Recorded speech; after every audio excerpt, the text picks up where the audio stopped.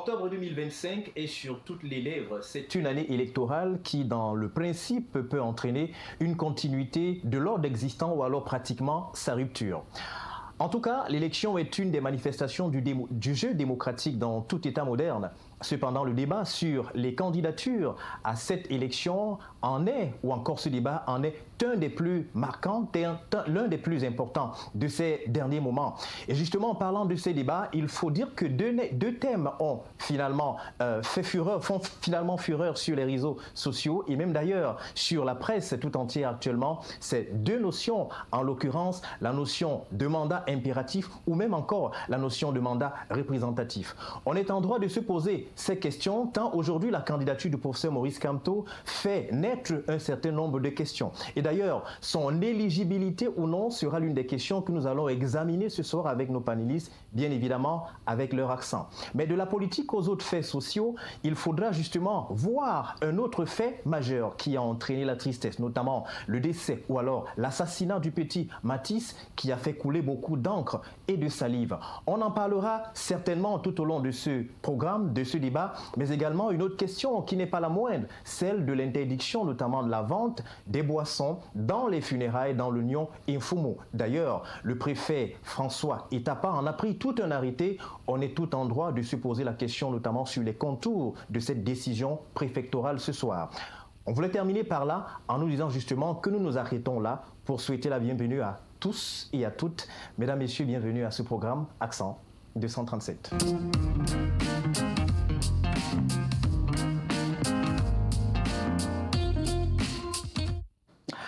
De retour sur ce plateau, Madame, Messieurs, une fois encore, bonsoir. Nous avons nos invités en plateau déjà. Georges Auriol Lekama, vous êtes sociologue. Bonsoir et bienvenue sur le plateau de Accent 237. Bonsoir Xavier Raoulelan, c'est un plaisir et bonsoir à tous vos téléspectateurs. On peut imaginer justement que vous vous sentez dans votre peau de débatteur, comme d'habitude. En tout cas, vous êtes un habitué des plateaux de télévision et des débats. En tout cas, comme vous le dites. Merci Georges Auriol Lekama. Il faut dire bonsoir et souhaiter la bienvenue à M. Hervé Nana. Vous êtes le président du syndicat des débits de boissons et bars. Bonsoir Hervé Nana et bienvenue sur ce plateau. Bonsoir aux panélistes et merci de m'inviter dans ce studio. Alors, vous l'appréciez, ce studio. Il est d'ailleurs un des studios qui porte la marque du PDG du groupe Balafon, M. Cyril Bojiko, qui met d'ailleurs tout ce qu'il faut en termes de moyens pour conférer aux travailleurs de Balafon TV et Radio les meilleures conditions. Alors justement, il va nous rejoindre d'un instant à l'autre sur ce plateau. Il s'agit de M. Guy Laurent Kouam, qui est d'ailleurs militant du MRC, le Mouvement pour la Renaissance du Cameroun. Avec lui, on abordera évidemment ces questions liées à l'élection ou pas, l'éligibilité ou pas du professeur Maurice Kamto. Mais aussi, c'est une question qui demande à être traitée sous l'angle ou alors sous le prisme du droit. C'est la raison d'être notamment du spécialiste des questions de droit que nous aurons au téléphone, le professeur Louison Essomba. C'est à rappeler qu'il est également universitaire. Mesdames, Messieurs, on le prend juste derrière cette transition.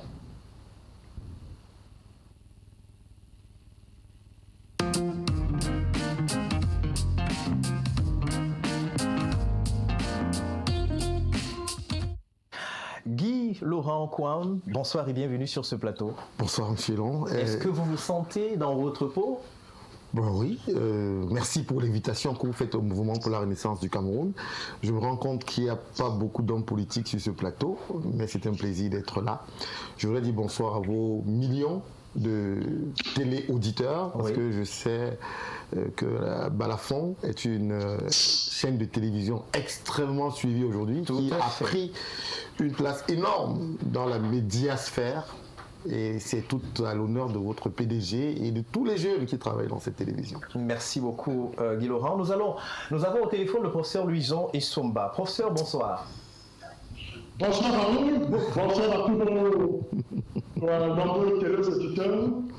Je salue avec beaucoup de respect et d'admiration Guy Laurent Kouam qui est sur votre plateau. Merci. Jusqu'ici, c'est le seul MSI qui m'a pas insulté. Oh non. Alors, professeur, une des thématiques arrêtées dans le cadre de ce programme ce soir, c'est la thématique qui traite notamment de la question de l'éligibilité ou non du professeur Maurice Kamto. Avec vous, nous voulons interroger la loi. Finalement, Le professeur Maurice Kamto est-il éligible ou pas à l'élection présidentielle d'octobre 2025 prochain? Il faut faire une précision de taille. Laquelle précision voudrait que le code, notre législation a accordé des marges de manœuvre aux partis politiques ou aux leaders des partis politiques qui n'ont pas pris part aux élections. Et c'est à cela que l'article 121 du code électoral est suffisamment clair. Cet article dispose que pour être candidat à l'élection présidentielle, il faut être investi par un parti politique, représenté au Parlement, c'est-à-dire à l'Assemblée nationale, au Sénat, et dans les conseils régionaux et les conseils municipaux. Maintenant, si vous ne remplissez pas cette condition, et si vous n'avez pas d'élu du tout dans les instances que je venais de citer, vous avez la possibilité d'actionner ce que j'appelle la candidature indépendante. Donc, sur ces deux éléments que je venais d'indiquer, le professeur Maurice Kamto, pour parler du MLC, est justement apte à présenter sa candidature, c'est-à-dire il est investi par un parti politique ou alors il peut actionner la candidature indépendante. Mais maintenant, où la question à chaud, c'est de savoir que est-ce que le fait d'avoir reçu des transfuges partant du SIF pour le MLC peut contribuer à valider son éligibilité? C'est à cela que je dis non, parce que le mandat impératif ne vise pas à conférer, à valider l'éligibilité, puisqu'on ne peut plus réorganiser une élection, on ne peut plus tenir ce que j'appelle une session de plein droit, on ne peut plus refaire les procès-verbaux, on ne peut plus procéder à la validation tel que cela a été prévu par notre code électoral. Donc, en conclusion, Maurice Kamto peut aller à l'élection s'il est investi par un parti politique ou s'il actionne la candidature indépendante. Mais valider sa candidature sous la bannière du mandat impératif, c'est ça qui est très compliqué parce qu'on ne va plus réorganiser, procéder à la mise en place des procès-verbaux, la validation, la session de plein droit. Alors, professeur, on reste avec vous. Il est dit, évidemment, qu'un député est, au-delà d'être le député de son parti politique, il est un député de la nation. Est-ce que sur le principe, ou alors sur le postulat, sous la posture de ce qu'un député est député de la nation et non député de son parti, est-ce que le fait de partir d'un parti pour un autre parti, il n'amène pas ce mandat, effectivement, dans le nouveau parti? Non, il n'amène pas le mandat, il n'amène pas le siège. Écoutez, quand un parti politique vous a élu, le mandat impératif veut dire que vous jouissez d'une indépendance juridique vis-à-vis du parti et vis-à-vis des électeurs. Maintenant, la conséquence juridique, c'est que vous bénéficiez du principe de la mobilité politique. C'est-à-dire que vous pouvez vous déplacer, aller dans un autre parti ou dans un autre, mais vous ne pouvez pas emporter avec vous la conséquence de la transférabilité de l'éligibilité. Donc, voilà la logique que je suis en train de développer. Perdu dans cette explication. Professeur, on reste avec vous. Vous êtes un esthète du droit. On va interroger un tout petit peu l'histoire. On se souvient justement que la loi camerounaise est une des lois qui s'adosse un tout petit peu sur certaines lois, entre autres la loi française. Et on se souvient justement qu'il y a un article de la Constitution, notamment l'article 15, qui traite de ces questions. Et on se souvient aussi que c'est un article qui est très proche d'un article français, en l'occurrence l'article 27 de la Constitution française de 1958, qui parle notamment de cette question ou encore de cette mobilité des différents élus. On sait aussi que selon un rapport de l'Assemblée parlementaire de la francophonie, le nomadisme politique est une notion qui existe bel et bien. Et aujourd'hui, 23 pays d'Afrique francophone noirs s'appuient notamment sur cette loi. Et justement, quelques exemples patents que nous avons pris dans l'histoire. En 1993, par exemple, on sait qu'il y a 9 députés qui ont donc claqué la porte dans un parti politique et qui ont rallié un autre parti. En 2010, par exemple, on a au Burundi, toujours, un autre député qui avait quitté son parti pour rallier un autre parti, mais qui avait toujours été reçu d'ailleurs certains crêts des partis après avoir quitté leurs différents partis. Ça marche ailleurs du point de vue du droit international. Est-ce que ce n'est pas l'élément sur lequel on voudrait s'appuyer, ou du moins le MRC, le professeur Maurice Kamto voudrait s'appuyer? Monsieur Raoul, le Cameroun, ce n'est pas la France. Le Cameroun, ce n'est pas le Burkina Faso. Le Cameroun, ce n'est pas le Congo. Nous avons notre autonomie, nous avons acquis depuis 1960 notre pleine souveraineté. Ce n'est pas parce que ça se passe au Gabon ou en France que ça doit nécessairement se passer au Cameroun. Nous sommes en train d'expliquer ceci et de la manière la plus simple. C'est un peu comme la récitation, la fourmi et la cigare. La fourmi travaille, elle va aux élections, elle a ses députés. À un moment donné, quand elle doit récolter les fruits, la fourmi, la cigare s'amène pour dire on partage les dividendes. Ce qui s'est passé, par exemple, le pays que vous avez cité, les listes qui ont rejoint le parti qu'ils ont créé avaient déjà des élus. Or, à la différence que le RDC n'a pas d'élus. Nous avons justement quelques soucis de connexion.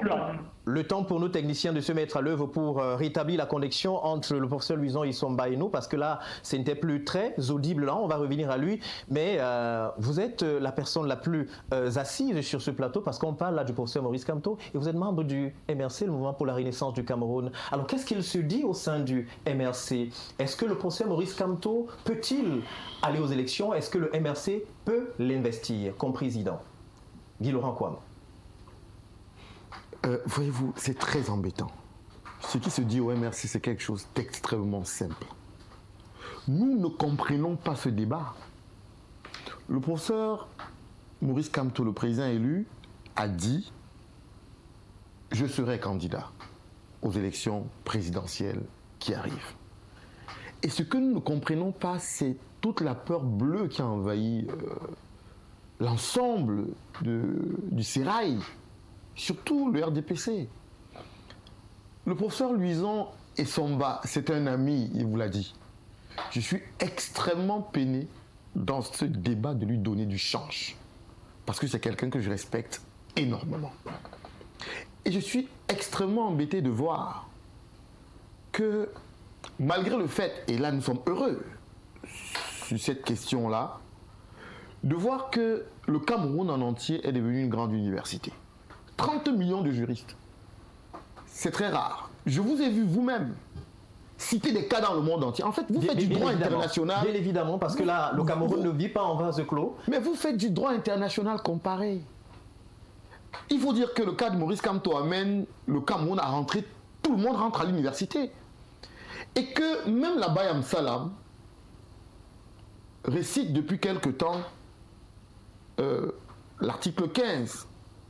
Tout mandat impératif est la nullité du mandat impératif.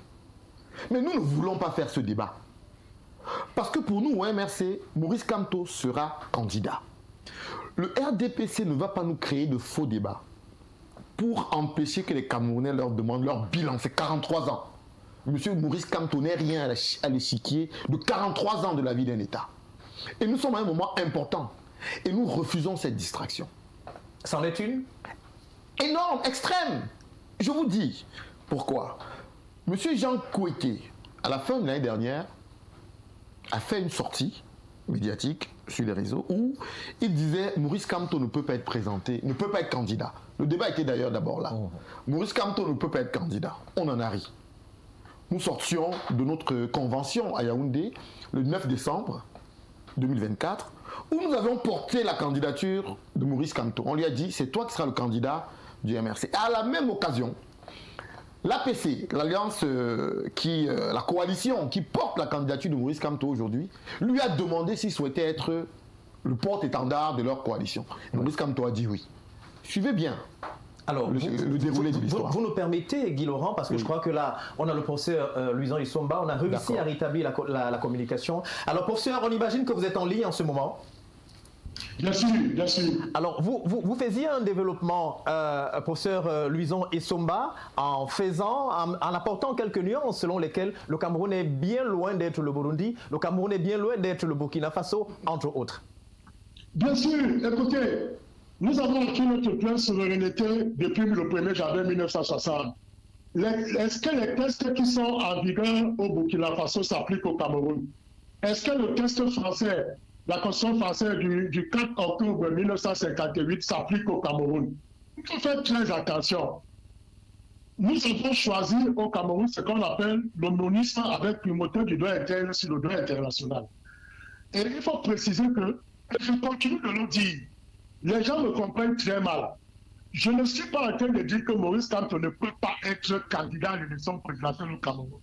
Mais j'explique que s'il actionne ce que on appelle le mandat impératif, qui a une double mission, protéger l'élu et protéger le mandat, c'est-à-dire rendre l'élu libre par rapport justement vis-à-vis de son parti et vis-à-vis de ses électeurs. Donc quand les gens le comprennent, je me rends compte que je suis très incompris et mal compris. Pourtant, j'explique clairement quelque chose qui semble être pertinente. Et si aujourd'hui, véritablement, j'ai pu mettre ce problème à découvert, ça permet justement au MLC ou à son leader de penser déjà à des plans B, à des plans C. Voilà. Alors, professeur, on reste avec vous. Nous voulons justement comprendre, pour monsieur Lambda qui nous écoute à la maison, vous avez parlé du Cameroun. Vous avez parlé du Cameroun qui est bien différent, mais on se souvient, si nos recherches sont les bonnes, à moins que nous puissions nous tromper là-dessus, mais ce qui est un peu rare. Alors, au Cameroun, en 2019, je crois que là, nous avons un député SDF qui avait rejoint un groupe parlementaire du RDPC. Il s'agit notamment de Oscar Ndombe Kingé, je crois bien. Alors, mais pourquoi ça n'avait pas fait problème à ce moment? Oui, ça n'avait pas fait autant de bruit parce que le RDPC avait déjà les élus. Le RDPC était déjà représenté, à la différence que cette année, le MLC n'a aucune représentation. Vous voyez, au départ, le MLC n'a aucune représentation. C'est pourquoi ça fait normal. Vous voyez que les jurisprudences que vous prenez ne s'arriment pas, ne s'accommodent pas à ce que nous sommes en train de démontrer. Le député du SDF fait partie dans le RDPC. Le RDPC avait déjà des représentants au niveau du Parlement camerounais, donc ce que nous avons appelé le mandat représentatif. Or, la différence, c'est que le MLC n'a aucun élu, que ce soit au conseil municipal, au conseil régional, encore moins au niveau du Parlement. Donc, voilà la nuance qu'il peut relever. Professeur Louison Essomba, on vous reviendra justement. Vous aviez la parole tout à l'heure, Guy Laurent Kouam. Vous disiez justement être peiné. Vous sembliez ne pas très comprendre, très bien comprendre. Parce que je vois la difficulté avec laquelle le professeur Louison essaye de faire des développements. Nous, au MRC, on vous a dit qu'on veut rester concentré dans le dialogue qu'on a avec les Camerounais. Alors, il faut rappeler que le professeur Louison Essomba, il dit le droit. C'est un enseignant émérite du droit. Est-ce que ce ne sont pas là les dispositions de la loi qu'il est en train de relever? Non, monsieur, vous avez l'article 121. Si vous voulez, ou si vous souhaitez bien, je peux vous demander de lire cet article. Alors, faites-le vous-même en quelques minutes, en quelques secondes. Je regarde si je le trouve très rapidement. Bon, je ne l'ai pas devant moi, mais j'aurais souhaité que l'on retrouve l'article pour le lire dans sa lettre. Alors, je l'ai devant moi. Les candidats, article 121. Je vais demander des excuses à la communication de mon parti parce que nous sommes interdits de faire ce genre de distraction. Mais je vais le lire pour vous. Article 121. Les candidats peuvent être élus soit par un parti politique, soit indépendants à condition d'être présentés comme candidat à l'élection du président de la République par au moins 300 personnalités. Voilà. Et puis, bon, j'ai pas la troisième ici. Mais l'article dit bien que le parti politique doit être représenté. On a dit représenté. La loi ne dit pas que le parti doit avoir participé à l'élection législative ou précédente ou pas. Précédente. L'article ne le dit pas. Donc le professeur Louison fait une interprétation de la loi. La loi dit que le parti politique doit avoir des représentants. Et à quel moment est-ce qu'on dit si je suis représentant d'un parti ou pas? Mais c'est au moment effectivement où se déroule l'élection. Si au jour de l'élection, je suis militant du MRC, je représente le MRC. Mais que veut dire représenter? On n'a pas dit que je sois un élu ou que j'ai participé au nom du MRC à l'élection précédente. Rien ne le dit. Donc il faudrait qu'à un moment donné, ces débats s'arrêtent. Je disais donc tout à l'heure que quand M. Jean Kouété lance ce pavé dans la mare et dit le MRC ne peut pas participer aux élections présidentielles, les gens lui disent mais d'où vient ce débat? Le ministre, bon, il n'est pas ministre du Travail, M. Grégoire Onapal, qualité de, je crois, SG du RDPC à ce moment-là, il sort et il dit mais est-ce que nous on a le droit de parler d'un autre parti politique? Le MRC fait ce qu'il veut de ses candidats, on n'a pas le droit d'en parler. Mais vous avez vu qu'il y a quelques jours, le même Grégoire Onapal sort et vous dit Monsieur Maurice Kamto pourrait, mais le MRC ne peut pas. Pourquoi tout ce débat? La loi a prévu 3 alternatives. Et contrairement à ce que lui ont dit, nous ne voulons pas savoir s'il y a un plan B ou C. On sait que la loi a prévu 3 plans. A, B et C. Et tous ces 3 plans sont sur notre table. Pour le moment, ce n'est pas intéressant de savoir si on va prendre le A, le B ou le C. Et j'ai même l'impression que le RDPC fait franchement tout ce random pour essayer de tirer les marrons, essayer de demander le MRC va faire comment. Nous, on a les 3 alternatives. Et on utilisera bien une alternative qui est légale. Merci. C'est tout. Guy-Laurent Kwam. Georges Auriol-Lécan, vous êtes sociologue. Alors, cette candidature annoncée du professeur Maurice Kamto semble créer, on utilise l'expression de Guy-Laurent comme tout à l'heure, une sorte de peur, mais ça encore il faudra démontrer, une sorte de flot qui se crée dans la société. Si jamais le flot existait, à qui il profiterait, Georges? Justement, Raoul, vous faites très bien de dire que depuis quelques moments, l'opinion publique camerounaise et les populations du Cameroun sont perdues, n'est-ce pas, dans une sorte de cacophonie, n'est-ce pas, dans un trouble qui se veut en même temps politique, militant et à la limite même juridique. Je pense qu'aujourd'hui, les Camerounais dans l'essentiel se perdent déjà à savoir même qui sont les candidats. Non seulement il y a une flopée de candidats qui se sont déjà déclarés.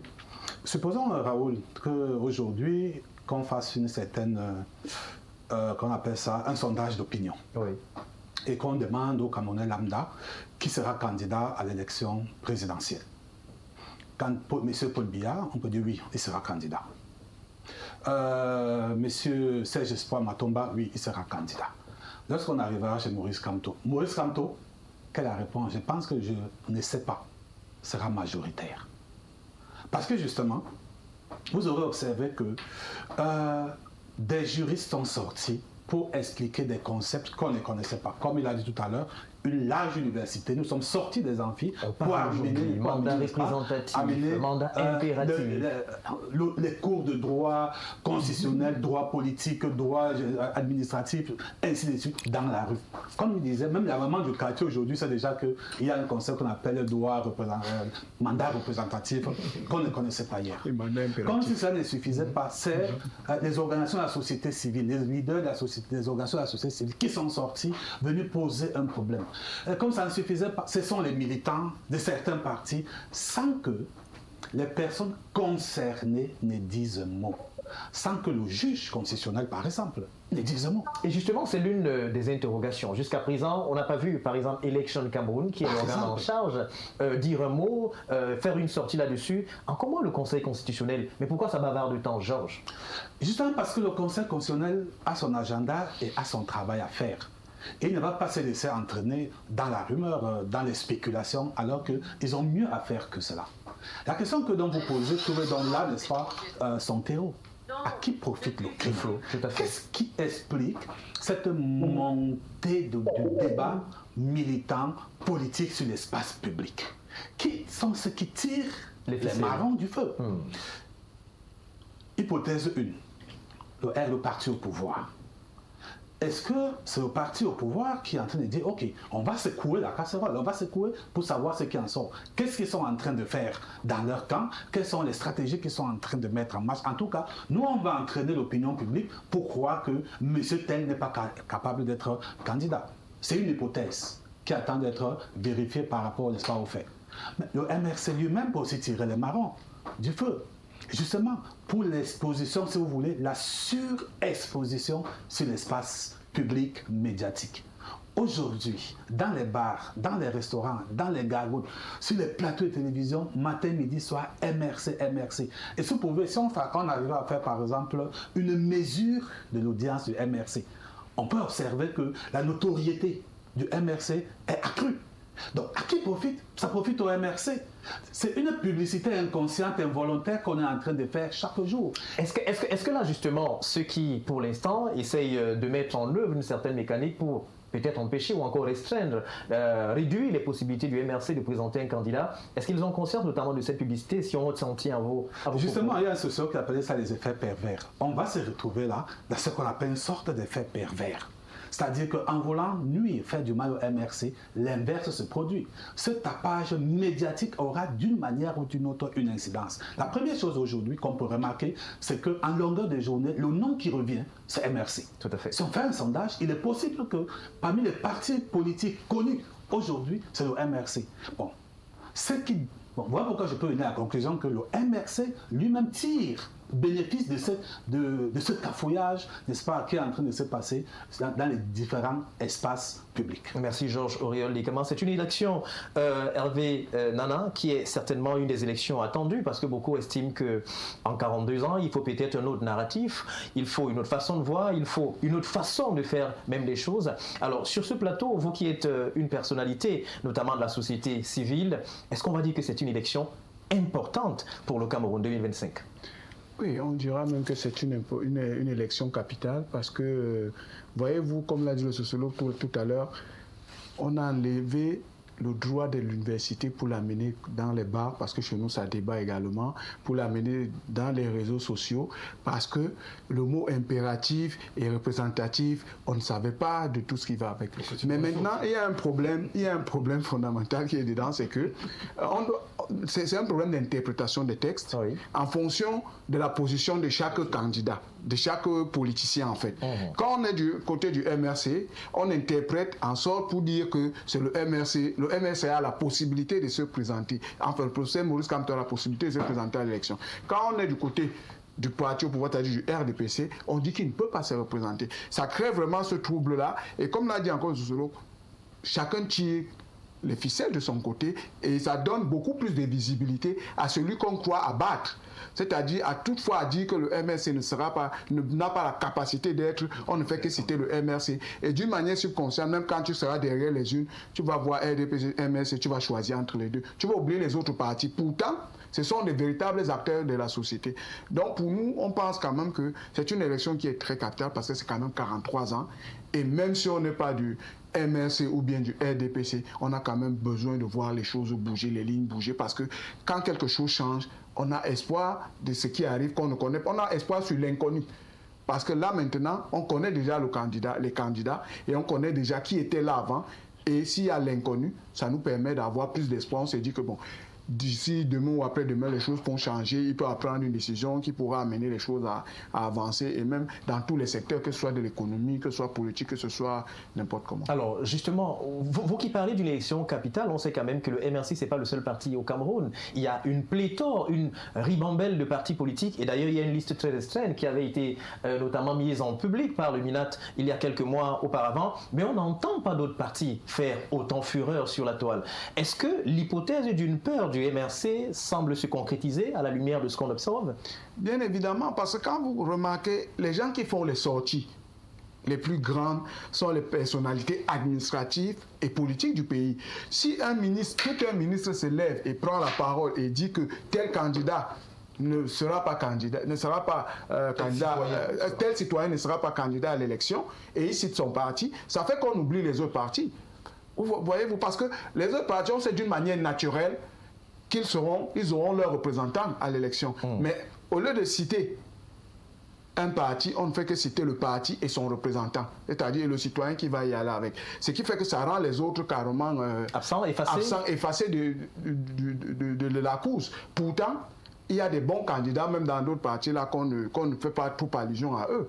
Donc, c'est un peu une façon de faire la publicité des deux partis en compétition. Merci Hervé. Alors je crois qu'on a encore le professeur en ligne. Est-ce que le professeur est encore en ligne avec nous? Le professeur Louison Essomba, est-ce qu'il est encore en ligne? Alors, on va revenir parce que ce sont deux thèmes qui ont refait surface ici sur le plateau. De sa posture d'homme de droit et de juriste, peut-être qu'il nous permettrait de mieux comprendre ces deux notions, ces deux approches notionnelles, mandat représentatif, mandat impératif. On voudrait savoir justement quelle est la frontière ou encore la différence entre les deux. Georges Auréole Lekama, est-ce qu'il y a un certain nombre de signaux qui indiquent justement que la plupart des Camerounais s'attendent aujourd'hui à voir quelque chose de différent, quelque chose de nouveau? En tout cas, vous observez bien la société sous la lunette, notamment du sociologue que vous êtes. J'arrivais, je disais que le changement fait partie, n'est-ce pas, de la base de la société, parce que qu'on le veuille ou pas, tout change, tout évolue. Donc le changement inscrit, n'est-ce pas, dans le corps social. Donc l'arrivée d'une nouvelle personne est toujours quelque chose d'enchanteur. Mais il faut dire que lorsque vous essayez un peu de rentrer dans l'histoire politique ou dans l'histoire des élections au Cameroun, il peut dire des années 90 à aujourd'hui, nous avons déjà connu deux grands moments, n'est-ce pas, d'élection. En 92, dans les années 90 et 92, on a vu une mouvance. Une sérieuse mouvance. Moi, j'étais encore un peu plus petit que ça, mais je me rappelle ce fameux vendredi lorsque le président Alexis Dépendamo allait proclamer les résultats. Au Cameroun, s'était arrêté un instant. Au Cameroun, c'était arrêté. Avec cette anecdote de je dis ce que je vois, ou alors je dis ce qu'on m'a dit de dire. Mais lorsque moi, qui sortais des classes, je faisais 5e, je pense bien, je rentrais, je me suis arrêté quelque part pour regarder la télé, on avait vu au Cameroun s'arrêter. Et après ce qui s'est passé en 90, on a eu l'impression que le mouvement politique, la dynamique militante et politique avait pris un plomb dans l'aile. On a eu l'impression que la courbe était descendante. Cette courbe va retrouver, n'est-ce pas, une certaine vigueur dans les années 2018, avec, n'est-ce pas, la dernière élection présidentielle. Et je m'étais un peu amusé à travailler sur les cycles des élections pour voir si on pouvait trouver une trajectoire, un cycle de type d'élection. Donc, 92, 2018, 2018, et j'avais même dit que l'élection de 2018 avait entravé le réveil politique et militant du Cameroun. Mais en 2025, on sent quand même une certaine mouvance. On a l'impression qu'on est en train de revivre le 2018 bis.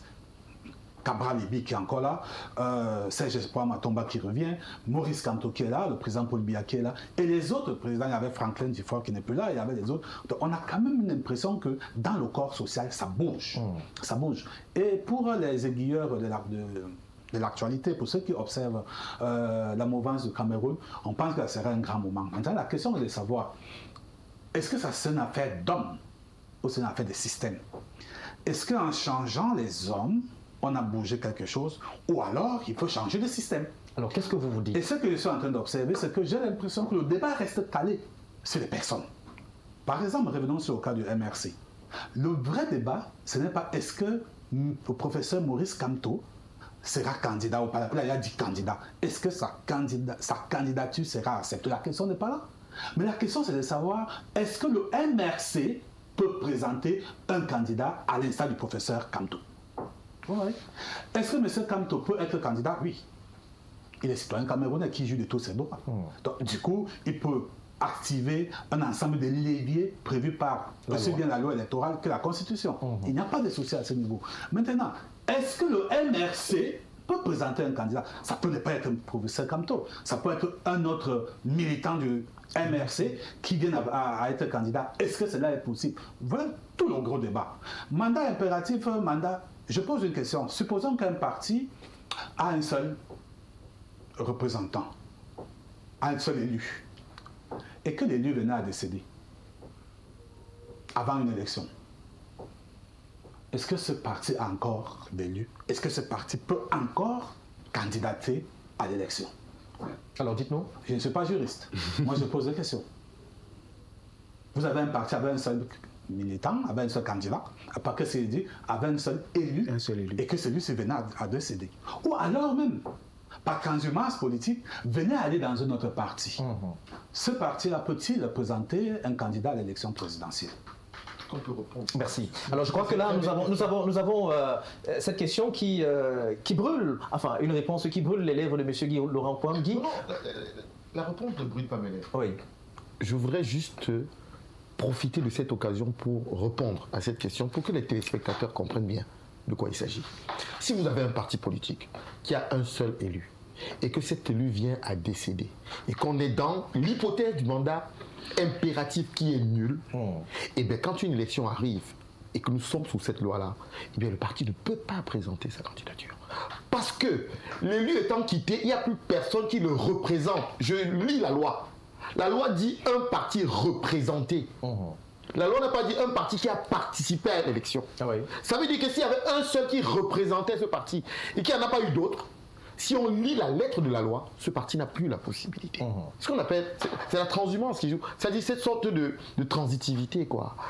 Ce qui se passe au Cameroun, et ce qu'on explique dans beaucoup d'autres cas, c'est qu'un élu porte avec lui son mandat. Si le mandat était impératif, cela voudrait dire que dès que l'élu quitte le parti politique, eh bien la fonction à laquelle il a été élu lui est également retirée. Tout à fait. Il faut bien qu'on se comprenne. Donc, puisque le mandat, lui, n'est pas impératif, je prends mon mandat et je vais ailleurs avec. Si vous avez un seul élu et qu'il décède, ce mandat, à moins qu'il y ait un mécanisme de remplacement, ce qui est également prévu. S'il y a un mécanisme de remplacement, c'est différent. Écoutons-nous très bien. Si un élu décède et qu'il y a un mécanisme où dans son parti, il peut être remplacé par un suppléant, ça veut dire que le parti continue à être représenté. Tout à fait. Maintenant, c'est différent de dire que le parti ait participé à l'élection. Aujourd'hui, au Cameroun, on est dans l'hypothèse du mandat impératif qui est nul. Cela voudrait dire qu'en toute logique, répondant à votre question, et je l'ai également dit, l'actualité de Bafoussam était pour moi, je l'ai dit dans mon parti, peut-être ça a été l'occasion de lancer le débat public. Mais M. Maurice Kamto vous dit depuis plusieurs mois que nous avons des élus. J'ai l'impression qu'en fait, les gens n'ont pas compris la portée de ce qu'il a dit. Il vous a dit je serai candidat parce que nous avons des élus représentatifs dans le MRC. Nous avons des personnes qui ont été élues aux dernières élections. Mais attendez, que je vous dise... Même si elles n'ont pas été élues sous la bannière du parti. Vous voulez nous amener à faire un débat. La Constitution dit que le mandat impératif est nul.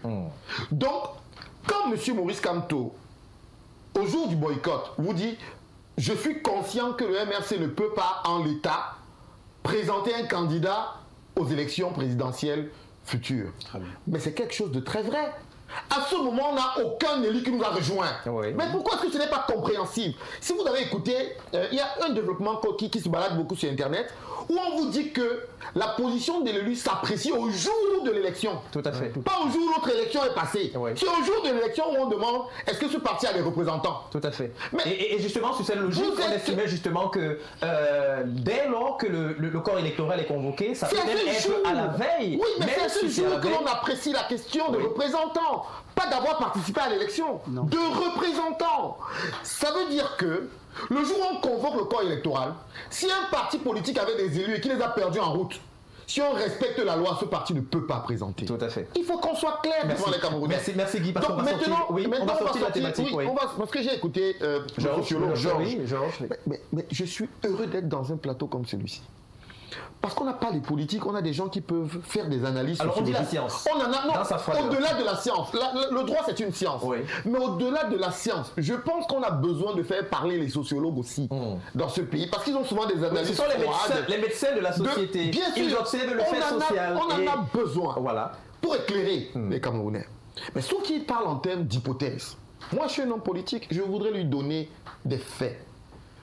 Le MRC vous supplie depuis longtemps de laisser cette affaire de Kamto peut-il être présenté par le MRC ou pas. Nous voulons qu'on parle programme politique. Et je suis embêté parce qu'il n'y a pas d'autres partis politiques ici. Je n'ai pas envie de dérouler. Mais j'ai envie de vous dire que nous n'avons jamais mis ce débat sur la place publique. Ce sont les pontes du régime qui l'ont fait.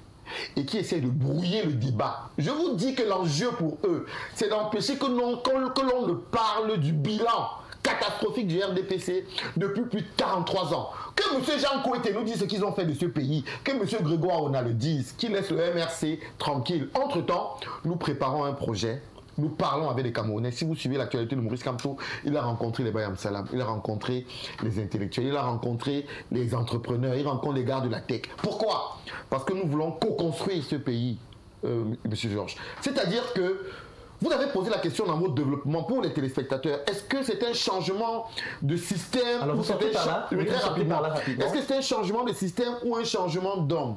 On propose autre chose aux Camerounais, la renaissance. On ne veut plus d'un pays où on décide seulement pour nous et on subit. on veut faire de la co-construction. C'est pour ça que vous verrez que le projet de Maurice Kamto à l'élection présidentielle qui arrive sera un projet présenté qui aurait été co-construit avec l'ensemble des acteurs pour ce futur Cameroun. Merci beaucoup. On sort justement avec vous, Hervé Nana. On se rend compte que de plus en plus, il y a comme une sorte de volonté de restreindre un certain nombre de personnalités à la gestion de la chose publique. Ce qu'on sait de manière naturelle, c'est que le droit fondamental de tout individu dans un État, c'est de pouvoir accéder à la gestion des affaires publiques.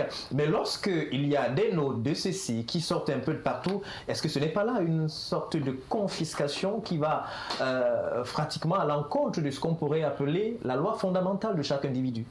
Oui, bien évidemment. Le droit fondamental, pardon. Le droit fondamental. Bien évidemment, parce que quand les gens sont regroupés dans des secteurs d'activité, dans tout ce qui se passe dans la société civile, il est bien important que quand on veut prendre une décision concernant leur secteur, qu'on les associe à ça, qu'on essaye de comprendre. Parce que quand une décision est sortie, elle est faite pour que les gens puissent l'appliquer et non pour qu'on les impose. Il faudrait que les gens comprennent déjà le bon sens de cette décision avant de commencer à l'appliquer. Sinon, on se retrouve toujours dans des décisions qui vont venir ramasser les gens un peu à la contre-volonté. Merci Hervé, justement, Nana, c'est justement avec vous qu'on va tourner la page de cette thématique pour en aborder une autre et pas des moindres. C'est un sujet qui a entraîné une consternation, de l'émotion profonde parce que les mères se retrouvaient notamment en situation de celles qui ont porté un enfant et qui l'ont perdu dans des circonstances tragiques. Une bagarre dans un bar qui dégénère et entraîne la mort d'un enfant tout innocent, le petit Matisse. C'est l'une des actualités brûlantes qui a marqué justement la scène. Je crois qu'en ligne, nous avons le professeur Luison et Somba qui nous dira très certainement ce que dit le droit, mais vous avez la parole. Vous allez très certainement la garder. Vous allez entamer sans transition aucune la deuxième thématique. En tant que père, en tant que parent, vous avez certainement suivi cette actualité. Qu'est-ce que cela vous a inspiré? Quelle réaction face à ça? D'une manière, j'achète d'abord les sincères condoléances à la famille de Matisse, qui sont du côté de Ngouaikele, qui est un quartier où j'ai grandi et que je sors fraîchement de là, franchement, et depuis avant-hier, j'étais à Ngouaikele. Mais c'est douloureux de pouvoir, pour une famille, de voir un jeune enfant comme celui-là qui donnait tout d'espoir. Parce que quand vous regardez les vidéos en circulation, c'est un petit qui s'exerçait déjà au journalisme, qui rêvait être journaliste. Et quand vous voyez le talent qu'il avait à poser des questions, à écrire certaines choses, pour un enfant de 6 ans, ça fait vraiment très mal. Ça fait vraiment très mal et je pense que nous demandons tout simplement que le droit soit appliqué, que la loi s'applique pour ce jeune homme, pour rendre hommage véritablement à cet enfant et à la famille. Mais simplement, il faut déplorer également les agissements administratifs de ce qui s'est passé. On déplore certainement la mort de quelqu'un, mais on ne doit pas tuer toute une économie parce qu'on a eu un cas. Je viens sur un fait qu'aucun média n'a fait allusion. Moi, je sors de Ngouaikele, comme j'étais en train de vous dire, parce que c'est mon quartier de naissance. Je vais vous dire que la bagarre a dégénéré dans un bar. Il y a eu accalmie. Vous comprenez? C'est-à-dire que quand on finit une bagarre, il y a accalmie. Et c'est là où le bourreau a dit « Je vais te frapper là où tu ne t'attends le moins. Et où ça va te faire le plus mal. » Ça veut dire que la bagarre était finie au bar. Pour raison de conservation, on a bien fait de fermer le bar. C'est normal, pour la sécurité et tout ce qui va avec.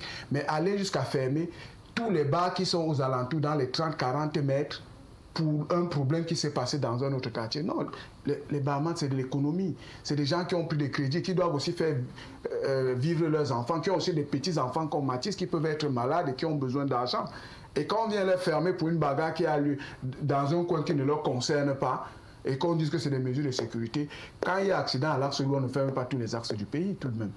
C'est un peu gênant. Je prends ici la parole en tant que président du syndicat des propriétaires des débits de boissons. Rappelons qu'il y a une thématique qui vous concerne, celle notamment de la fermeture. Oui, non, là on est sur le cas de Matisse. On est dans le cas de Matisse parce qu'il faudrait que les administrateurs, quand ils prennent une décision, qu'ils tiennent quand même compte de beaucoup de paramètres. Merci Hervé. On est d'accord? Oui. Parce qu'il y a eu bagarre certes dans un bar, mais Matisse n'a pas été tué dans le bar. Mesures conservatoires, on scelle le bar. D'accord. Mais aller fermer les bars qui sont à 30 mètres, 40 mètres, pratiquement 40 mètres à la ronde. On a fermé tous les bars. Je vous parle, j'ai les images. Je suis sur le terrain. On a scellé presque tous ces bars. Ces familles vont vivre comment? Les enfants vont en examen là maintenant. Il va falloir l'argent, il va falloir si. Est-ce que le sous-préfet de Yaoundé 6 a pensé vraiment à ces familles? parfois quand l'administration veut prendre une décision, qu'elle tienne compte de cela. Parce que les bars aujourd'hui, c'est la petite main de l'économie. Nous travaillons pour qu'on puisse amasser de l'argent et leur payer leur salaire. Si tous les bars ferment, comment sera notre pays aujourd'hui? Donc c'est un peu ce cri de... ce coup de gueule que je voulais adresser au sous-préfet. Voilà, des condoléances adressées à la famille. Effectivement, merci. Toute la rédaction de Balafon Télévision et d'ailleurs Radio se joint à moi pour souhaiter nos condoléances à la famille du petit Mathis. Mais parlons justement de ce petit Mathis, qui était-il? C'est un enfant qui a développé très tôt un certain nombre de rêves. Disait-il, il veut être médecin, il veut être avocat, il voulait tout être finalement. Il voulait aussi être journaliste. Regardons le petit.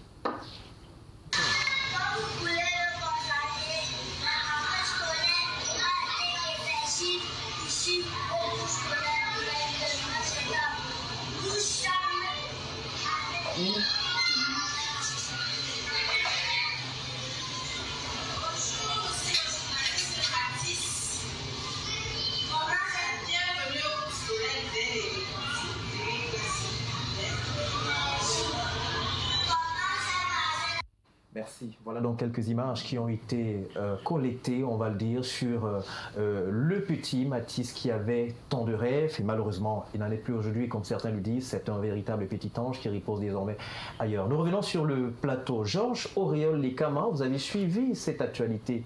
Vous, en tant que sociologue, de plus en plus, on remarque que les cas de violence sont légion au Cameroun. Les signes là d'une société malade et qui a forcément besoin d'être soignée.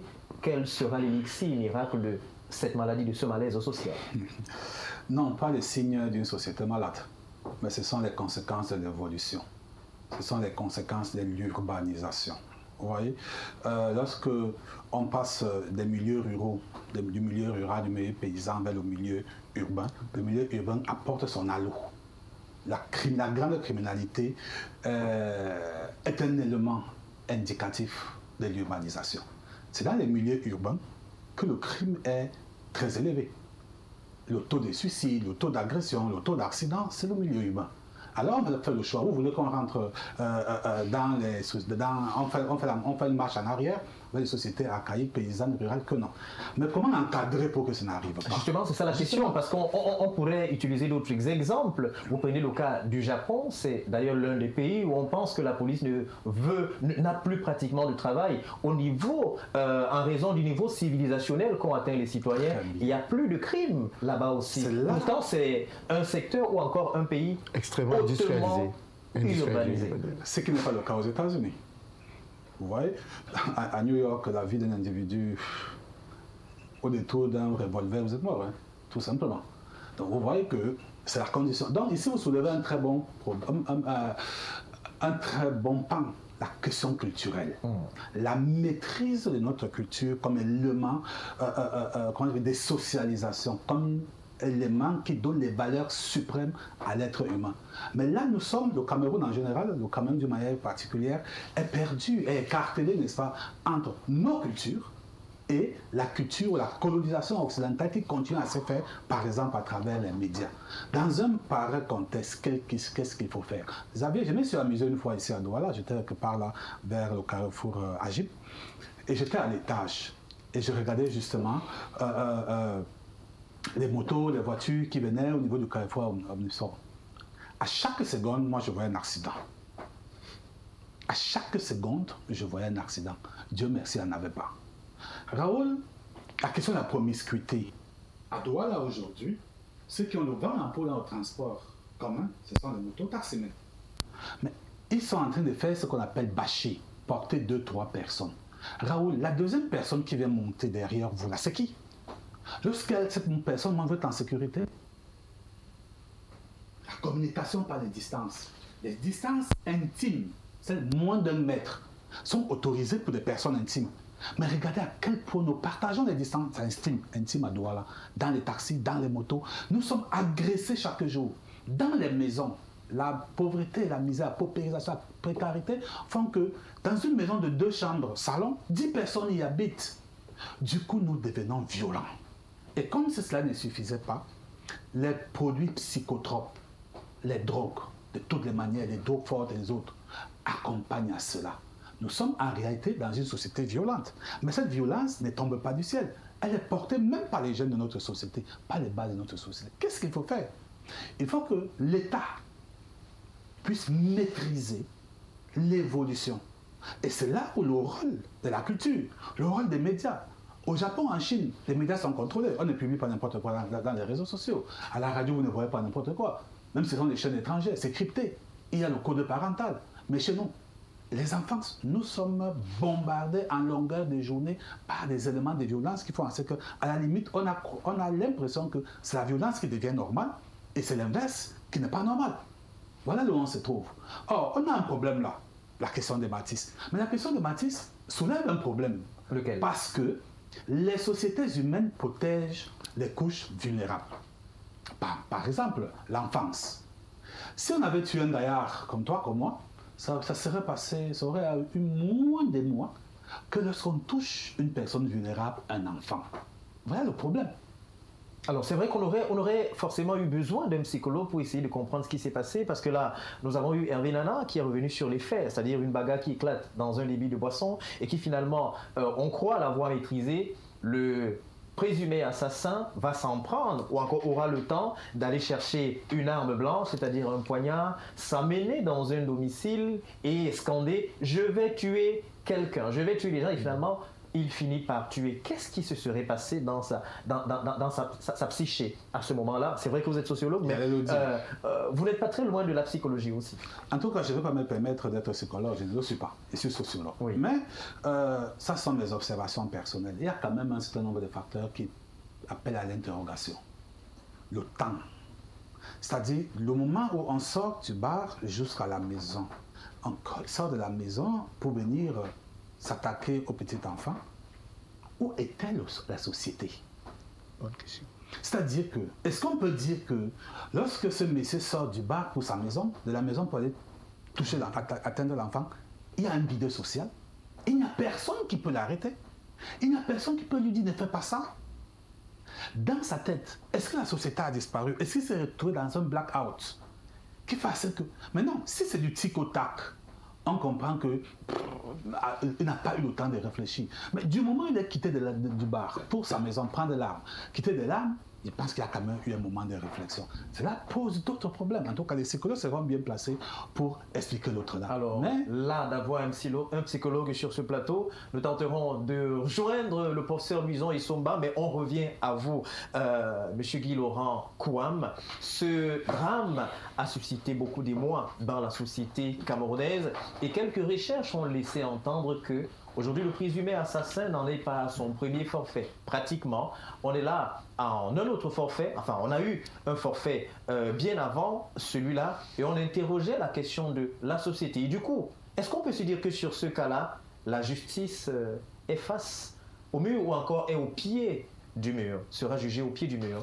Parce que là, on a eu des cas, notamment l'agression de Diane Yango, où son bourreau est pratiquement libre. Il avait été condamné avec sursis à payer une amende de pratiquement 52 000 francs, ce que les gens avaient estimé que c'était tellement dérisoire. Est-ce que ce cas de libération d'un bourreau, on peut dire qu'il est à l'origine de ce nouvel autre cas, c'est-à-dire je peux tuer et puis je paye 52 000, la vie continue? Probablement, peut-être. Mais je voudrais, au nom du MRC, comme le président Maurice Kamto l'a fait déjà, souhaiter les condoléances à la famille et vous faire un aveu. C'est la première fois que je suis devant ces images. Vous avez vu ma réaction quand j'ai dit pourquoi vous faites ça? Non. Oui, j'ai dit pourquoi vous faites ça?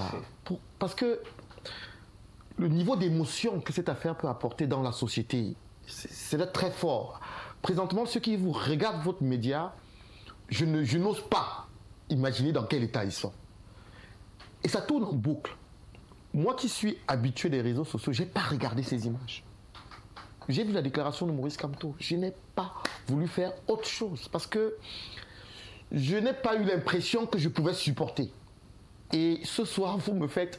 Si j'avais su qu'il y avait ce sujet en deuxième partie, je serais parti avant. Je vous dis que j'ai évité ce sujet. Pourquoi? Je suis d'ailleurs prisonnier de votre plateau là, je suis très embêté. Aujourd'hui, vous allez voir sur Facebook,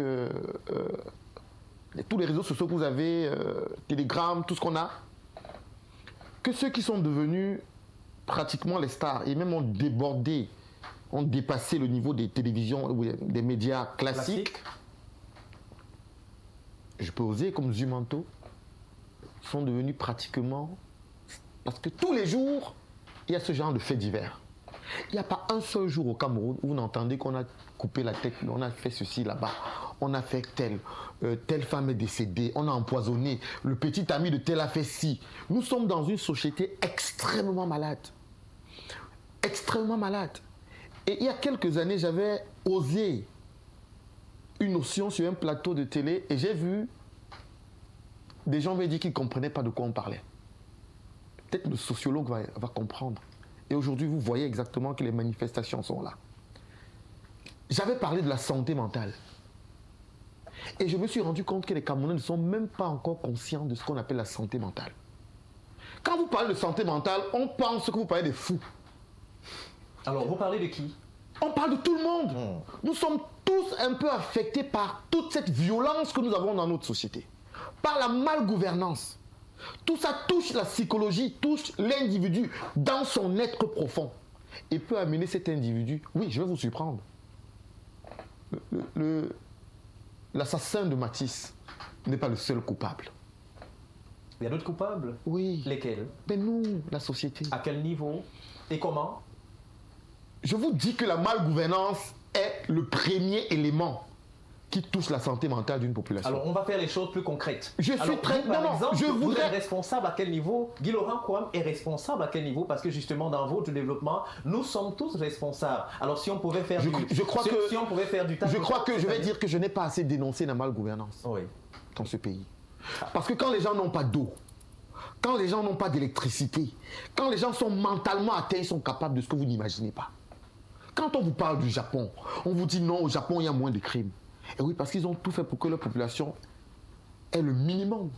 Quand vous avez une population qui a le minimum et que vous avez culturellement amené les gens à respecter certaines valeurs, parce que quelle est la différence entre le Japon et les Amériques et les États-Unis? C'est une différence au niveau des valeurs. Mais quand vous avez une société où ceux qui nous dirigent, ce pays, je pense à notre grand frère qui est parti, le regretté Guy Parfait Songhé, il disait des choses souvent intéressantes. Ce pays est né sur le mensonge. Ce pays est né sur des valeurs qui ne peuvent pas amener des gens à se dire qu'on doit porter la vérité comme valeur principale. Et donc on a banalisé le mensonge, banalisé la corruption, banalisé tout ce qui est mauvais pour la société. Et on en arrive à avoir des gens qui vous rejettent cela dans leur comportement. Si on ne redonne pas la place aux sociologues, aux psychologues dans ce pays, quand vous pensez que la santé mentale c'est seulement pour les fous, je vais vous dire, peut-être vous étonner. Est-ce que vous savez qu'un Camerounais qui va dans un pays autre et qui revient 10 ans après ici n'est plus pareil que vous et moi? Vous avez l'impression que c'est un homme qui vous regarde pareillement, il n'est plus pareil que vous et moi. Normalement, on doit le récupérer et le resocialiser.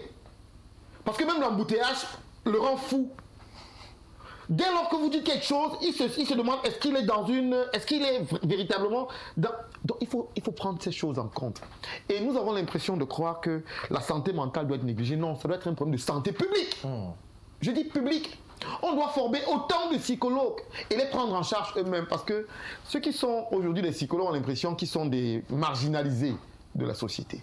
Non, ils sont fait former, mais bon, c'est pas trop intéressant. On veut les commerçants, on veut les ingénieurs, Notre société n'arrive pas à se prendre en charge. Le petit Matisse est victime de nous, de ce que nous n'arrivons pas à reprendre notre société en charge. Et il est important que nous le comprenions et que ceux qui vont aller aux élections en 2025 s'engagent à travailler sur les questions de santé mentale.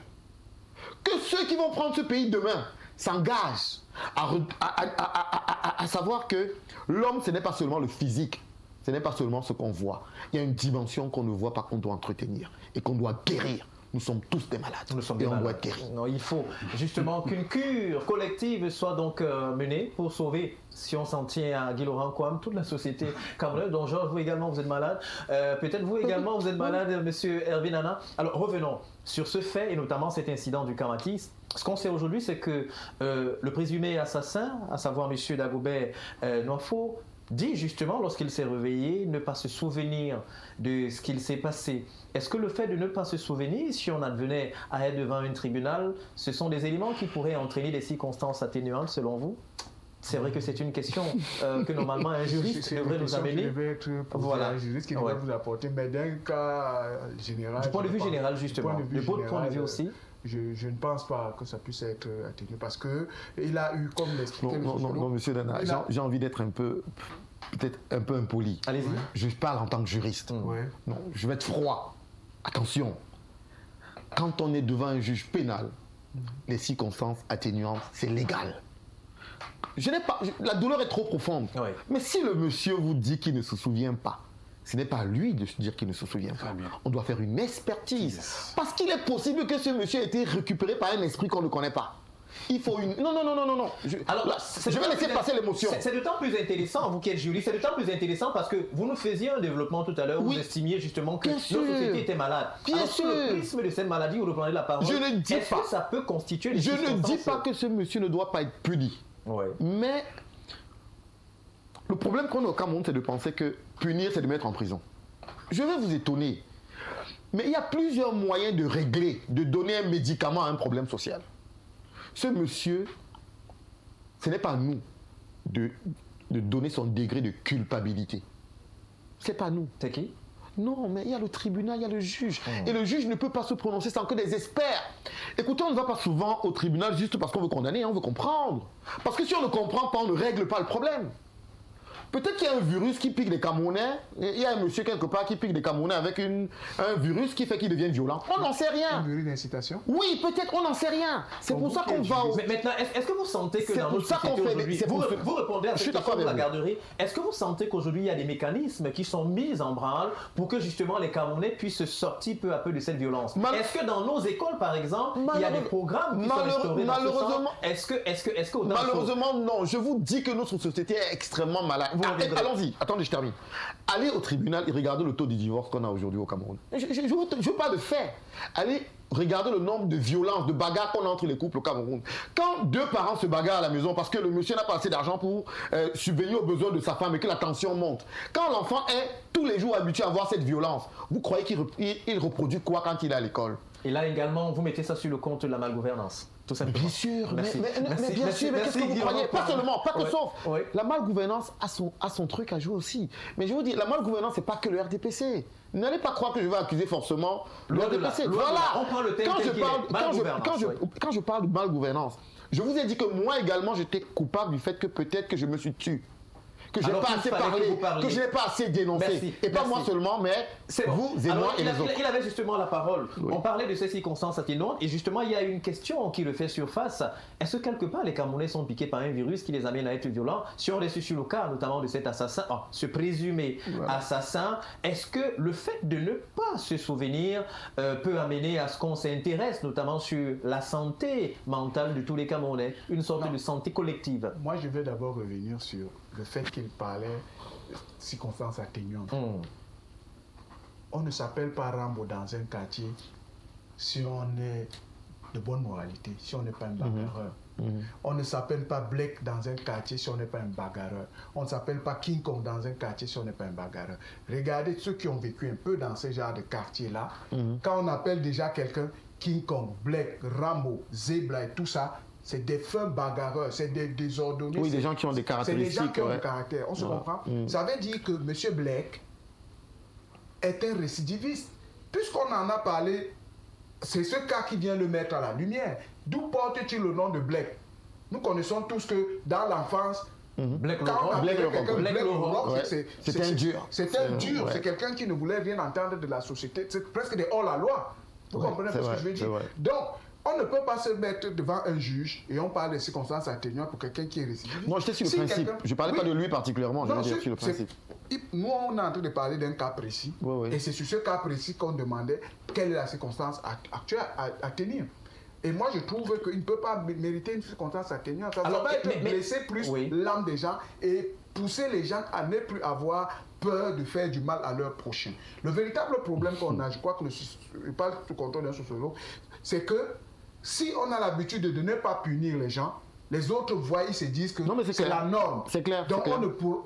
Et c'est la raison pour laquelle on a cité le cas du meurtrier du Diane Voilà. Yango. Oui, c'est tout à clair. l'heure. Ça veut dire que Est-ce que les gens- cela donnait le ton? Est-ce que cela légimisait en quelque sorte C'était le l'effet crime? pervers. C'était Prenez l'effet le cas de pervers. Diane Yango. Après, elle combien de féminicides? Bon, oui, Hein? bien sûr, bien sûr. On parlait encore hier d'une autre dame qui allait brûler un monsieur dans sa concession. Nous sommes Avec d'accord. de l'essence. Voilà, avec de l'essence. Nous sommes tout à fait Parce d'accord. qu'elle sait qu'elle ne va, on va lui faire quoi? Elle va même te dire même en face, tu crois que si elle te tue, on va me faire quoi? Hein? Elle peut te larguer même pour te dire que je vais payer les 52 000 comme l'autre a payé. Ou bien j'ai des relations. J'ai des relations, j'ai de l'ombrage, j'ai Mais ci, on- j'ai c'est- ça. ou c'est- Vous c'est- comprenez c'est un un peu? tard. C'est un problème de société Absolument. qu'il faut à tout prix réprimander Fondé. tous ceux qui font ce qui est mauvais. Et quand on parle véritablement de ça, dans nos écoles aujourd'hui, à l'époque, nous on connaissait ce qu'on appelle la leçon de morale. Tout à fait. C'est-à-dire que quand il y a un problème, on dit moralité. C'est-à-dire que vous faites la synthèse de ce qui est bon à retenir de cette histoire. Ça n'existe plus. Donc nos enfants qui sont même en train de grandir, c'est véritablement nos futurs adversaires. Vous avez vu le jeune homme, je toujours sur votre média que j'ai vu, le monsieur qui a été poignardé par l'enfant de Tout sa à fait. de sa Qu'il a compagne. pris en charge en fait. Qu'il a pris en charge Oui. pendant des années. Pour une Tout question simplement. de 200 000 francs CFA. Parce que tout à fait, chacun pense que tout est permis et si je le fais, on ne va rien me faire. Donc, un peu ça, il faudrait qu'on entre d'abord dans le cadre de sanctionner quand il y a un cas. Et que ça donne la leçon. Et ça donne, non, ça donne forcément la leçon. Merci. Il y en a qui Hervé. ont peur Alors, d'être... Georges Auriol Lekama, il y a d'ailleurs une maxime qui est bien connue, un auteur, Arthur Koestler et justement Albert Camus. La société brandit les têtes coupées pour que les prochains candidats au meurtre, ils lisent leur avenir et reculent. Est-ce que si on avait suffisamment frappé les criminels, est-ce que ça n'aiderait pas à diminuer la marge ou encore l'équipe de criminels? La question est un peu plus profonde que ça, Raoul. Il faut aller chercher les causes de la criminalité. Cause profonde. Les causes profondes de la criminalité. Un auteur, je pense Voltaire, disait dans Candide, le travail épargne de nos trois grands mots. La nuit, Le vice et le besoin. Lorsque vous ne travaillez pas, lorsque le taux de chômage fait partie des plus élevés, lorsque le sous-emploi, c'est-à-dire que vous avez une licence et que votre salaire c'est 50 000, à la limite même moins du SMIC, vous imaginez toutes les équations que vous faites dans votre tête pour vous en sortir? Le Cameroun ressemble à un laboratoire du crime. Oui, absolument. À un laboratoire du crime. En tout point. La question de l'exode rural. Tous ces gens qui quittent du village, qui viennent se retrouver en ville pour pouvoir s'intégrer sur le plan professionnel, qui n'arrivent pas, mais qui doivent vivre. Qu'est-ce qu'on en fait? Vous voyez? Mais je voudrais dire à Laurent tout à l'heure que non, les médias jouent leur rôle. L'un des rôles des médias, c'est la fonction d'amplification. Et je peux vous dire que du fait de ce que les entreprises médiatiques, le monde des médias s'est emparé de ce sujet, c'est une manière d'influencer, si vous voulez, d'influencer, de mettre la pression, comme on dit au Cameroun, à qui de droit, notamment la justice. Je suis d'accord avec vous. Parce que, rappelez-vous, on tue moins lorsque les caméras sont braquées. Donc, lorsqu'on est sûr que ce que nous venons de faire, les gens nous suivent, que nous serons écoutés sur Balafon TV, sur Balafon Radio, qu'il y aura un débat, on va suivre au jour pour jour ce qui va se passer à la justice, même le juge, c'est ça, sous pression. Donc il faut que les médias en parlent. Vous avez dit quelque chose d'intéressant. Lorsque tout à l'heure, par exemple, tous ceux qui regardent cette émission ont vu ces images, chacun est en train de se poser le problème. Donc, on a informé les gens afin qu'ils puissent prendre, se donner une opinion, se donner... Donc, le travail est en train d'être fait. Aujourd'hui, il est question que le juge fasse son travail. Voilà. Et que les médias, à côté de la fonction d'amplification, jouent leur deuxième fonction, celle de contrôle. C'est une fonction des médias. Oui. La fonction de contrôle. Il faut que les médias contrôlent si la loi est appliquée. Sinon, on revient ici, on en parle. Tout à fait. Vous comprenez? Mais je vous ai dit, l'erreur ou la faiblesse de ce cas, c'est qu'on s'est attaqué à un groupe vulnérable. Les enfants. 6 Les ans enfants. seulement, le plus Je peux vous dramatique. dire que tout homme normalement constitué protège l'enfant. L'enfant s'est protégé. Et vous vous rappelez qu'il y a les organismes des Nations Unies qui s'intéressent particulièrement à l'enfant. Alors, c'est en 30 secondes que vous répondrez à cette question parce qu'on va trouver une transition. Georges Auriol Lekama, s'il est avéré que le présumé assassin n'est pas son premier fait, est-ce que là la justice n'aurait pas échoué quelque part? N'aurait-il peut-être pas pu être condamné pour le premier crime et sévèrement puni que ça aurait évité une récidive. Dans une société normale, la justice aurait, d'une manière ou d'une autre, société normale, la justice serait saisie de cette affaire. Dans une société normale. Mais nous sommes dans un pays sous-développé. Et quand on dit sous-développé, les gens pensent à l'économie. Mais le sous-développement est d'abord mental. Avant de se perpétuer partout. À tous les niveaux des sous-systèmes qui composent le système Cameroun, il y a problème. Ce n'est pas le système de la justice qui est épargné. Même notre justice, comme il a dit, est malade. Elle est malade. Elle souffre de ce qu'elle est sous-développée elle-même. Est-ce qu'elle a tous les moyens nécessaires pour pouvoir réaliser avec efficacité et efficience les missions pour lesquelles elle est attendue? Et ce qui est vrai pour la justice est vrai pour tous les autres secteurs. Donc vous comprenez qu'il faut une refondation du corps social. Je ne sais pas, on a organisé il y a quelques moments un grand dialogue, mais non. Il faut que le Cameroun s'asseye en face de lui. Absolument. Et décide de penser ses plaies, de donner une nouvelle dynamique, une nouvelle orientation. Absolument. Vous comprenez? Donc on est malade à tous les niveaux, je suis d'accord avec lui. Et la thérapie sociale doit être posée. Le rôle des instances de socialisation, les médias, l'école, l'église, la famille, on doit reposer cela. Vous avez parlé du Japon. Regardez un peu la base culturelle du Japon. Elle est religieuse. La religion structure le fonctionnement de la nation. Mais on a plusieurs religions au Cameroun. Mais justement, c'est encore un désordre. Est-ce qu'au Japon, on a plusieurs religions? C'est une très belle question. Et même quand on en avait une, deux, trois, elles ont le même stratum, elles ont le même fondement, la même fondation. Et l'État tout entier est bâti dessus. Notre État est bâti sur quel élément culturel? Sur quelle fondation culturelle?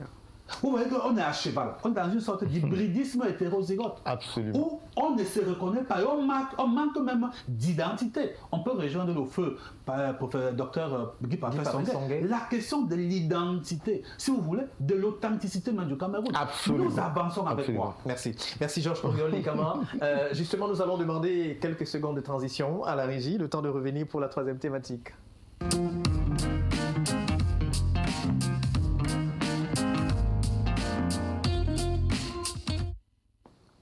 Alors nous revenons sur ce plateau. Nous revenons justement sur ce plateau pour aborder la dernière thématique qui traite notamment de cette interdiction de la vente des boissons dans le Nyon et Mfumo. Il vous souvient justement que c'était il y a quelques jours de cela que le préfet François Itapa a sorti un arrêté. Je crois qu'on pourra la voir avec l'appui notamment de nos amis de la régie en écran. Alors voilà effectivement cet arrêté et vu la Constitution, vu, alors on va arriver au nœud gordien même, notamment de cet arrêté. On l'a, article 1er. Je crois que là, on peut rapidement l'éplucher.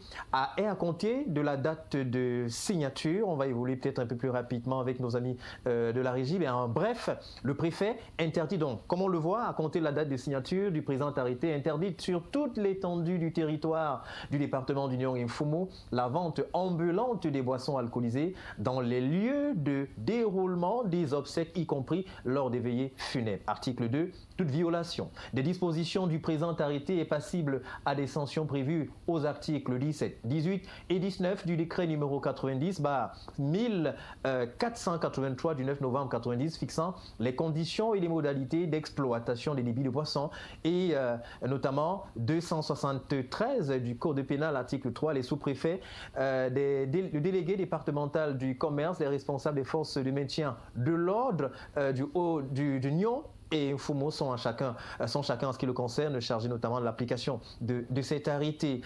Voilà un arrêté qui interdit les débits de boissons. Je crois que vous êtes concerné au premier chef, votre secteur là est touché. Est-ce que vous sentez que là c'est une mesure conservatoire parce qu'il faut peut-être rappeler les circonstances dans lesquelles c'est arrivé? Selon un autre communiqué du préfet François Itapa, on s'est rendu compte qu'il y avait tellement de débordements. À chaque fois qu'il y avait des funérailles, les gens buvaient un peu trop et ça entraînait des bagarres entre autres, des violences de tous ordres. Là, il faut stopper la saignée.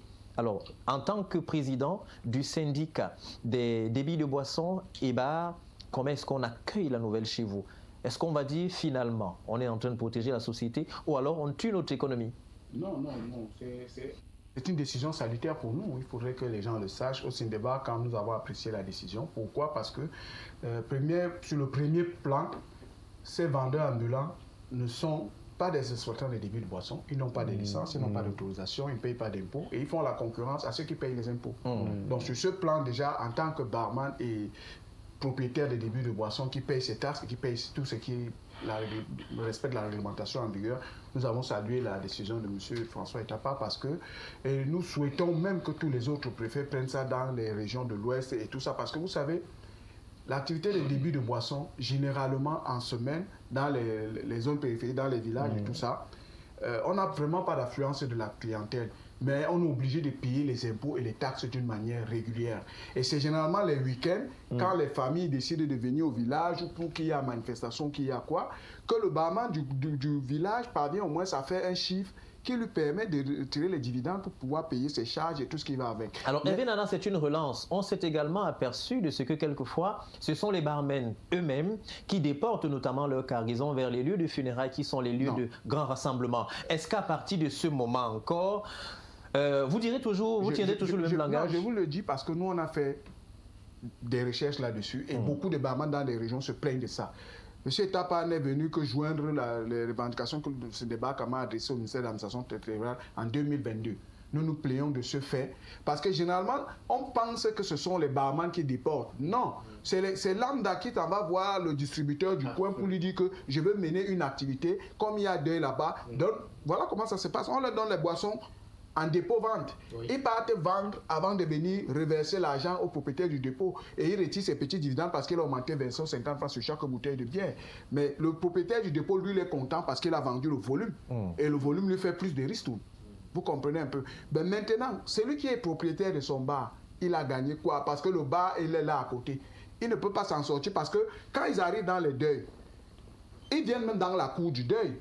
Généralement, quand on fait même peut-être déjà la messe, on leur demande de calmez-vous du côté du bar et dire que non, la messe est de l'autre côté, ici nous on est au bar. Ça crée un désordre.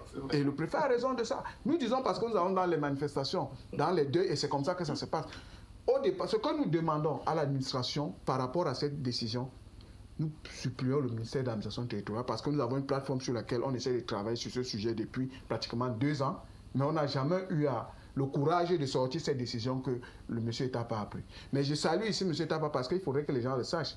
Le décret 90/1483 sur les réglementaires le secteur d'activité de débit de boissons, c'est un décret qui est basé sur la soutenance de thèse de monsieur Etapa en 89.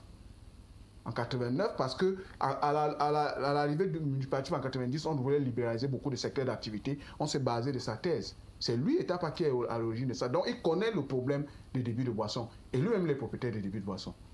Vous comprenez un peu ce que je veux dire? Vous êtes là en train d'exposer le préfet comme quoi il y a une sorte de vice de forme, c'est-à-dire on est parti et juge en même temps. Je vais tout simplement faire savoir qu'il maîtrise le secteur d'activité. Vous comprenez? Et il est mieux placé pour nous aider à réglementer cela. Parce que ça ne nous aide pas.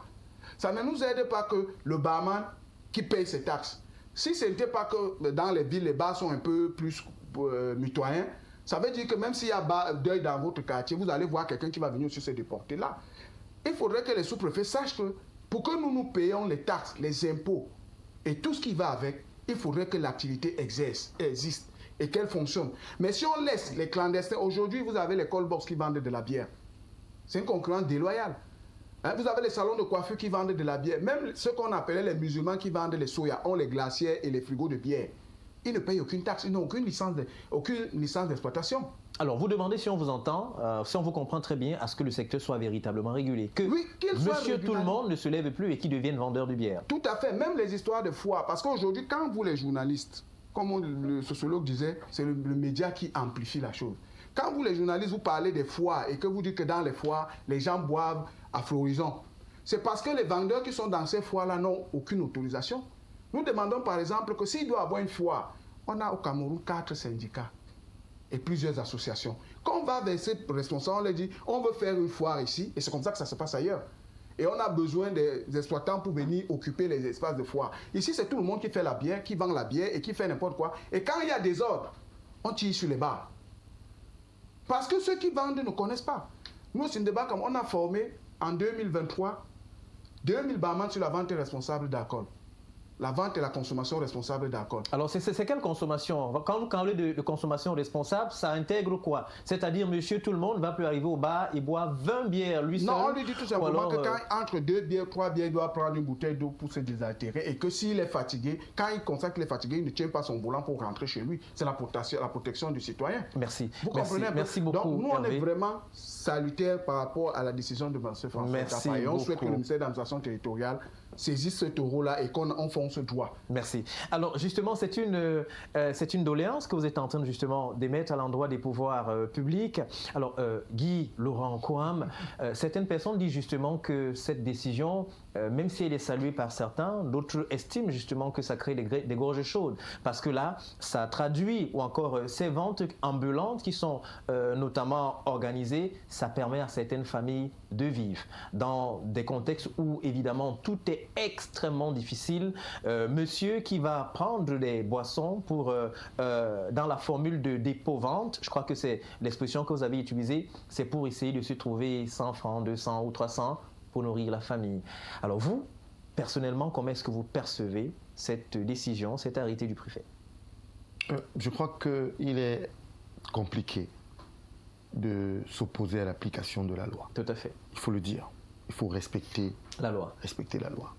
Et si vous êtes entrepreneur, quand vous dites que cela permet à certaines familles de gagner 100 ou 200 francs, ceux qui ont sacrifié un peu de leur argent pour obtenir des licences sont aussi des pères de famille. C'est vrai qu'on peut appeler à la souplesse de la loi. Parce que nous aussi, on va dans les villages les week-ends et que nous connaissons tous bien, du côté de l'ouest chez moi, ce qu'on appelle le salopard bar. Je crois que c'est comme ça qu'on l'appelle. Le salopard bar. C'est-à-dire que ce sont ces bars de fortune qui naissent de manière instantanée quand il y a des... le temps des manifestations de deuil ou de mariage. Mais vous voyez très bien que très souvent aussi, beaucoup sont dans des contrées où il n'y a pas de barmen organisés, qui n'ont pas leur licence.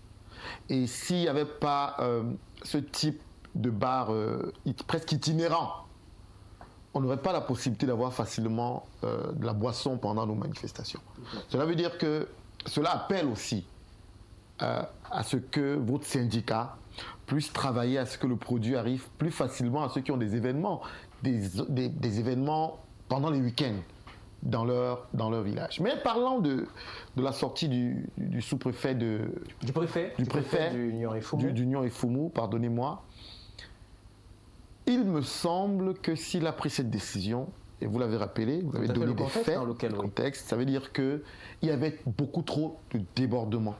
Et que la note sort un peu comme un appel à la conscience collective des populations de son département, de dire on peut boire de l'alcool, mais il faut boire de manière responsable.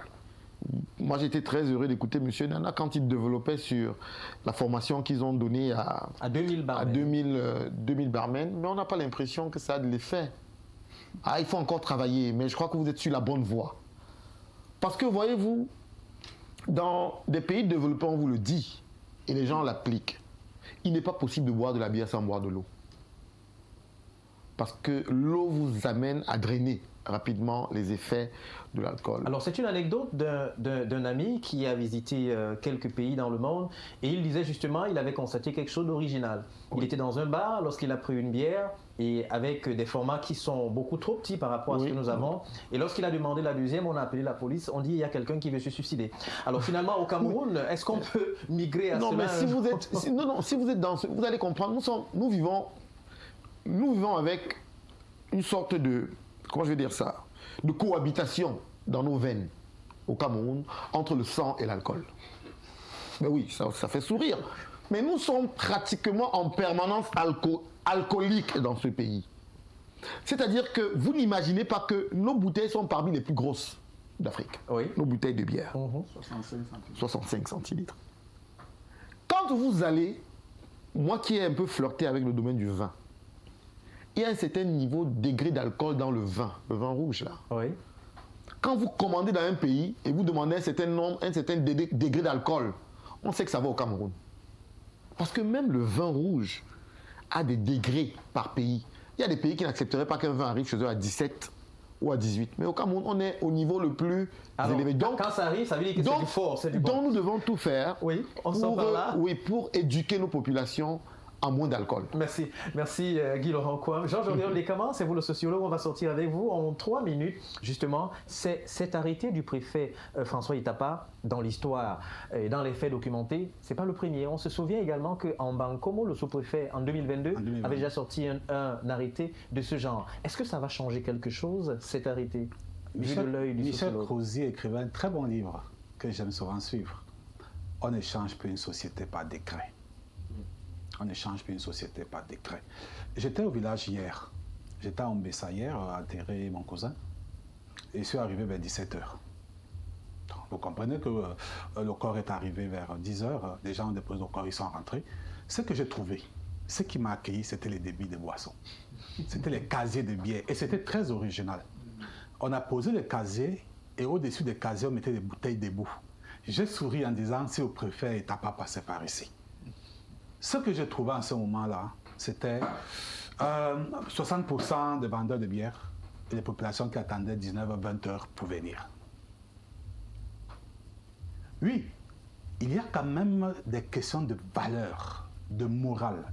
La cohabitation entre un corps d'une personne perdue devant des personnes écœurées, sinistrées par le départ subi d'un membre de la famille, des gens qui sont venus l'accompagner, et l'autre, la question économique. Et c'est là le jeu, la question économique. Merci Georges-Auriol Lécaman. Malheureusement, vous n'aurez pas le temps de terminer, étant donné que la régie nous appelle à mettre un point final à ce programme.